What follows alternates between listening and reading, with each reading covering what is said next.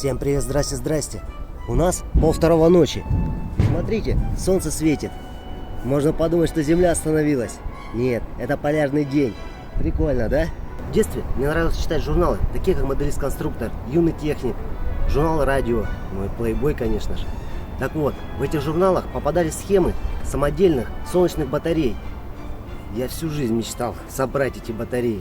Я понимаю, что в интернете уже полно кто собирал. Ну давайте попробую и я осуществлю свою мечту. Недавно мне подогнали вот такую волшебную коробочку. Ух и тяжелая. Интересно, что в ней? Сейчас покажу.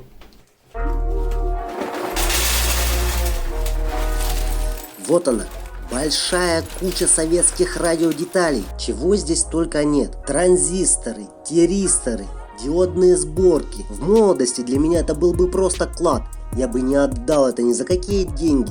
Но сейчас эти детали не представляют никакой ценности. Они просто устарели.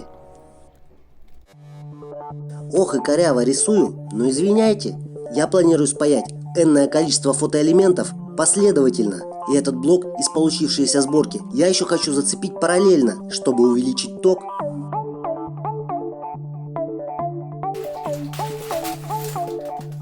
В этой куче полно транзисторов, которые мне нужны. Но без сортировочного цеха тут не обойтись. Катерина! Да, Катерина у нас справляется очень плохо с финансовыми потоками. А вот сортировка у нее получается очень отлично. Я просто не ожидал, что в наше время люди могут так откликнуться. Думаю, в конце Катерина сама скажет пару слов по этому поводу. А вот и мой кот-красавчик со странным именем Белый. Этот красавчик не видит, не слышит, у него мочекаменная болезнь и пучок других заболеваний. Жалко котика, но у меня рука не поднимется усыпить его.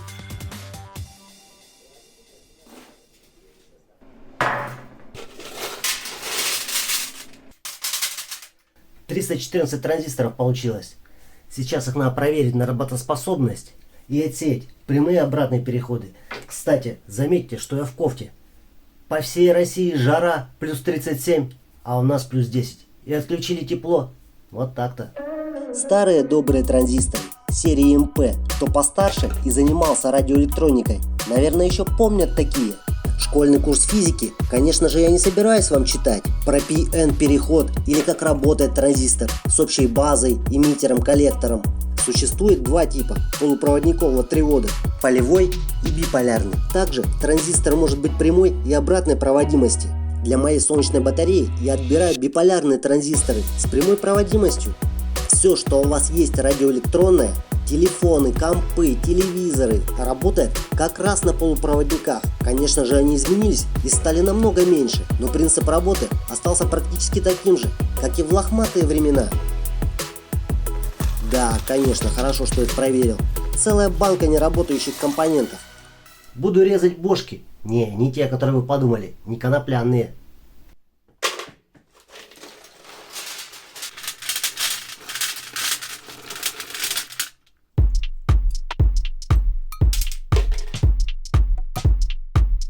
Для того, чтобы все заработало, мне надо освободить кристалл германиевого транзистора.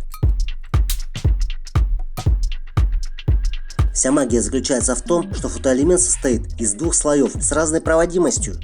В качестве катода используется N-слой, а в качестве анода P-слой. Лишние электроны из N-слоя могут покидать свои атомы, тогда как P-слой эти атомы захватывает.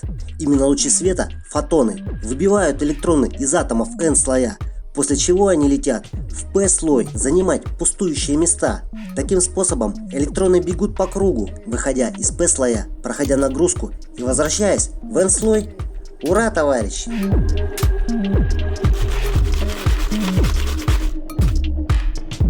Думал, у меня рука отпадет. Потратил на это 1,5 часа. Ну, давайте попробуем один протестировать. Производители жидкого металла Киберблуд подарили мне вот такой ультрафиолетовый фонарик. Помните зеленую посылочку из прошлого видео? Работает под ультрафиолетовым фонариком. Про амперы, миллиамперы, микроамперы я вообще уже молчу. Ладно, сейчас распечатаю матрицу. Матрица у меня будет состоять из 100 фотоэлементов, которые будут соединены последовательно. Таких матриц я планирую распечатать 3 штуки, чтобы уже их соединить параллельно для увеличения тока. Печать одной такой матрицы не обошлась в 7,5 часов и одной 5-литровой ПЭТ-бутылки. Вот так мусорная ПЭТ-бутылка трансформируется в что-то нужное. Пару матриц у меня есть. Вот это я печатал, когда смешивал пластики, если вы помните. АБС, ПЛА и гипс. Если не видели, посмотрите. Я приступаю к сборке. Среди транзисторов попался ценный экземпляр. В советское время любили покрывать радиоэлектронные детали золотом. Они и сейчас есть в сборках радиоэлектронных космических аппаратов. Ну и, конечно же, в наших сверхстрашных боевых ракетах, чтобы показать буржуям. Кузькину мать, если что. Всю матрицу я заполнять не стал. Ну надо же попробовать, что получается. А то, может, это вообще просто лабудень.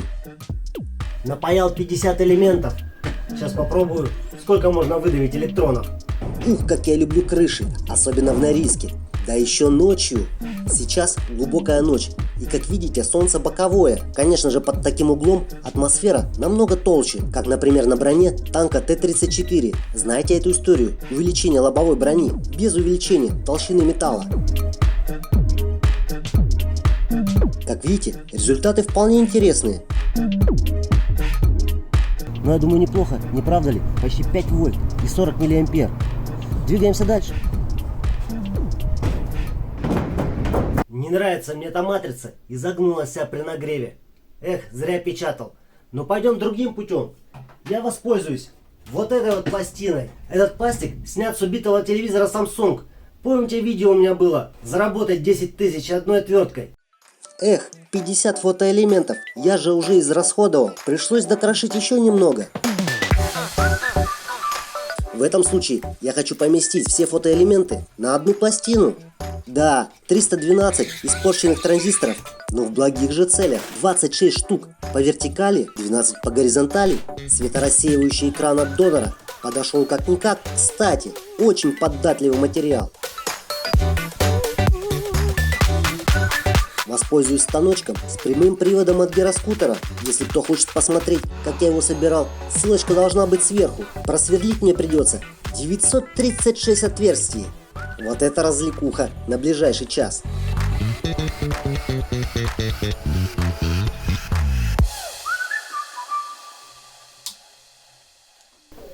Фу. Ну а здесь я решил устроиться возле телевизора, чтобы с комфортом провести потраченное время. Я не ожидал, что это будет так длинно, и, к сожалению, не смог усидеть на одном месте. Пожалуй, оставлю этот кусок без комментариев.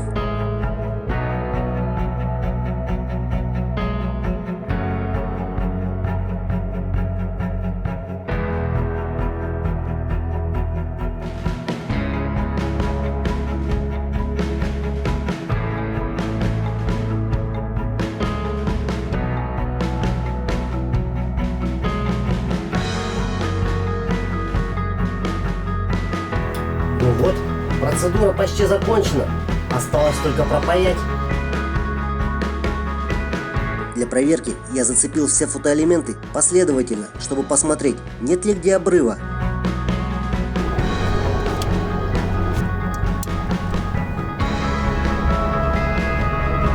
А вот сила тока какая-то бешеная. Ну не может быть такого. Батарейка выдает около 30-35 вольт. И это при том, что сейчас солнце низко, потому что ночь.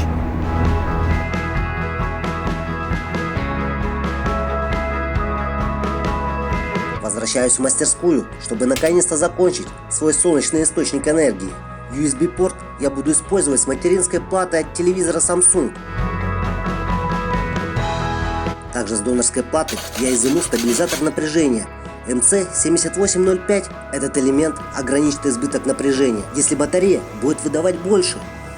Фотоэлементы я решил зацепить по 52 штуки последовательно, объединив эти 6 блоков параллельно для большего получения тока. Для меня неприемлем горячий клей, как это делают большинство самодельщиков. Я все креплю на болты и гайки, это же намного надежнее. Ну и все это безобразие я решил скрепить необычным способом, а именно шнуровкой полипропиленовым жгутом. Да, представляю, дизайнеры, наверное, плюются от такой цветовой гаммы.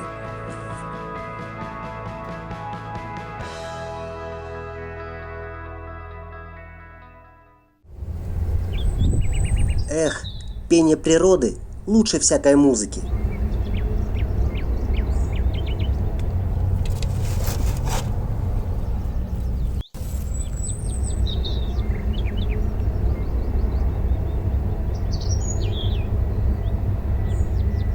Специально обрезал шнур, чтобы замерить напряжение и силу тока.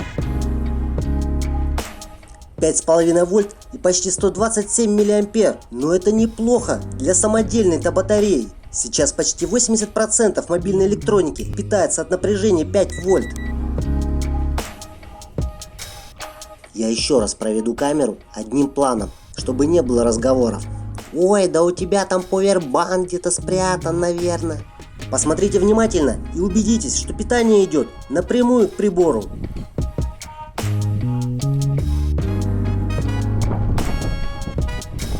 Советую ли я тебе собрать эту батарею? Да, конечно же, нет.